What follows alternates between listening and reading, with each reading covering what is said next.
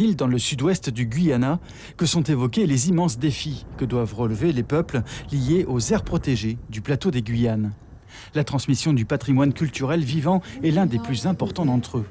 Un sujet particulièrement suivi par les représentants des communautés guyanaises. L'histoire colonialiste est bien présente, vit encore en fait, ou même peut-être à la fin de son acte, mais et donc il est à la fin chez nous, chez les Wayana. Et en ce moment, les Wayana traversent vraiment des crises pas possibles, quoi. On ne sait plus où on est. Une situation extrême. Au Guyana, les communautés amérindiennes connaissent un contexte différent. Le pays compte 6 aires protégées. Patrick Gomez a porté la voix des villages Makushi et Wapichan lors de la création de l'aire des Kanuku Mountains, près de l'Éthème. Il estime aujourd'hui que les peuples vivant dans ces zones protégées doivent encore réfléchir à leur statut. Dans ce monde, les gens cherchent à faire des bénéfices. Je parle d'argent, des bénéfices. Ils savent qu'ils ont toujours fait ainsi. Mais aujourd'hui, à cause d'enjeux politiques, d'enjeux globaux et d'autres encore, cette réalité s'impose aux peuples autochtones. Aujourd'hui, comme on dit, il y a 3 dimensions à prendre en compte. 3 questions à se poser. Pourquoi a-t-on besoin d'une aire protégée? Qui doit-on protéger? Et de qui doit-on les protéger? Les populations vivant dans ou autour des aires protégées ont dû lutter pour faire valoir leurs droits sur ces terres qu'ils occupent pourtant depuis des siècles, voire des millénaires. Voilà ce que je recommanderais.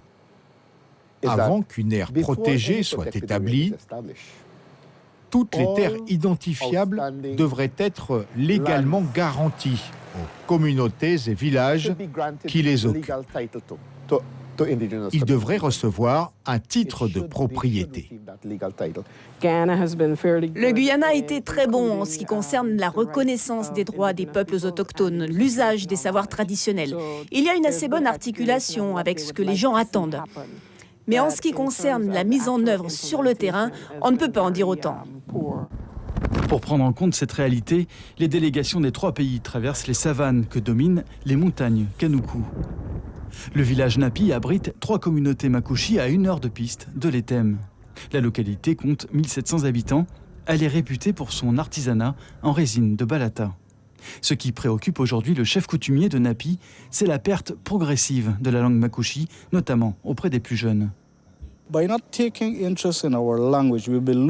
ne s'intéressant pas à notre langue, nous allons perdre beaucoup d'informations. La langue est l'accès à la connaissance. C'est la clé qui permettra à nos communautés de survivre ici. Par elle, nous transmettons par exemple nos connaissances sur les plantes médicinales. Dans sa classe, Petronilia Ritis ne peut enseigner qu'en anglais. Mais elle tente aussi de stimuler les connaissances de ses élèves en langue Makushi depuis qu'elle a pris conscience de ce problème. Leur vocabulaire en Makushi est limité. Ils ne peuvent comprendre ce qu'ils disent. Lorsque je leur fais prononcer un mot, ils n'en saisissent pas le sens. Ces échanges entre les 3 pays leur permettront peut-être de surmonter certaines de leurs difficultés. Des projets sont même déjà en cours. On a notamment pu établir des bons contacts avec le Suriname parce qu'on souhaiterait travailler de concert sur l'inscription à l'UNESCO du maraquet, ce rituel de passage chez les Wayana, donc les Wayana qui sont présents à la fois au Brésil, en Guyane et au Suriname. Donc ce rituel qui est en train de se perdre en fait, qui est vraiment menacé de disparition. Une coopération dans un contexte de net refroidissement diplomatique entre la France et le Suriname, lié à un différend frontalier survenu l'an dernier dans le cadre de la lutte contre l'orpaillage clandestin. Suivez l'info sur Guyana Première, télé, radio et Internet.